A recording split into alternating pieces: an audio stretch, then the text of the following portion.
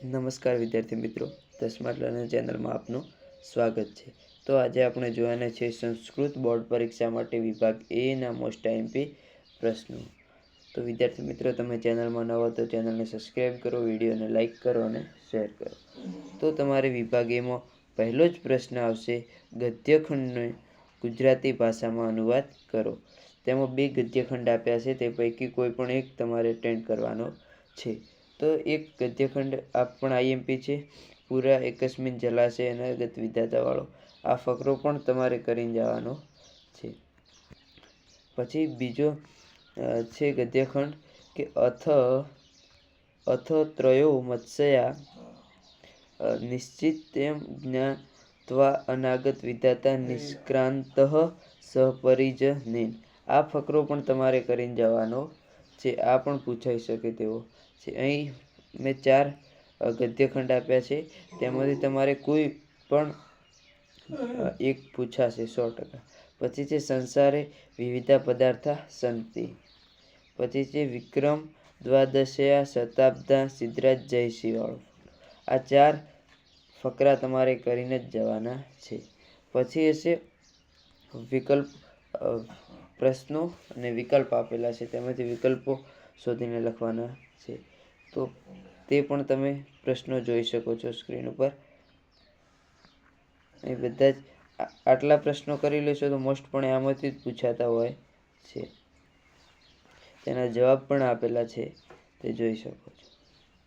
પછી તમારે પ્રશ્ન પૂછાય છે કે ગુજરાતી ભાષામાં અનુવાદ કરો, ના ગુજરાતી ભાષામાં જવાબ આપો। 3 પ્રશ્નો છે, તેમાંથી 2 પ્રશ્નના જવાબ આપવા। લેખકે મનુષ્યોને કાષ્ઠખંડ જેવા શા માટે કહ્યા છે? પછી છે કન્યા શું વેચે છે અને એનાથી શું મેળવે છે?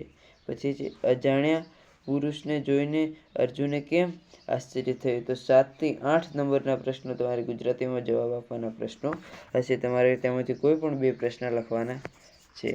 પછી છે શક્તિકુમાર 22 વર્ષનો થતાં શું વિચારે છે?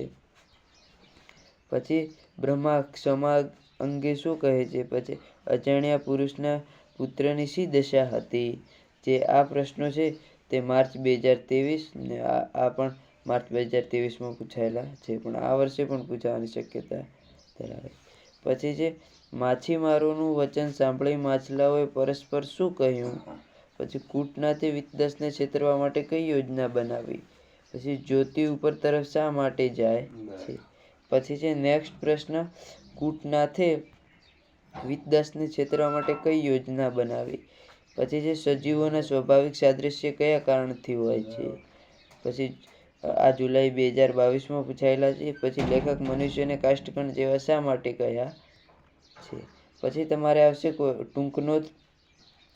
તો તેમાં છે પહેલું જ ટૂંક નોંધ લખવાની, તેમાં શક્તિકુમારની પરીક્ષા યોજના અને આવર્ત નામનું વિઘ્ન।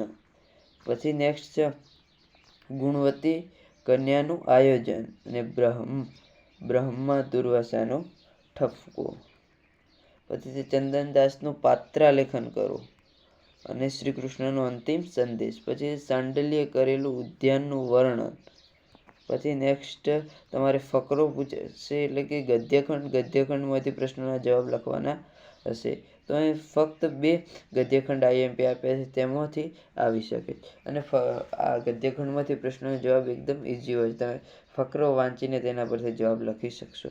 આ 4 માર્ક્સનો હોય છે, તમે પૂરા માર્ક્સ પણ મેળવી શકો। તો એક આ ગદ્યખંડ છે અને એક બીજો આ ગદ્યખંડ। આ 2 ગદ્યખંડની તમારે પ્રેક્ટિસ કરી લેવાની છે। તો વિદ્યાર્થી મિત્રો, આ હતા વિભાગ એ સંસ્કૃત માટેના મોસ્ટ આઈએમપી પ્રશ્નો, જે તમારી પરીક્ષામાં આમાંથી જ આવશે। અને તમે વિડીયોને લાઇક કરો, ચેનલને સબસ્ક્રાઈબ કરો અને તમારા મિત્રો સુધી આ વિડીયોને શેર કરો, જેથી તેને પણ ફાયદો। અને આપણે એક વોટ્સએપ ગ્રુપ બનાવ્યું છે, તેમાં આપ હજુ જોડાયા ન હો તો જોડાઈ જાઓ। Thank you.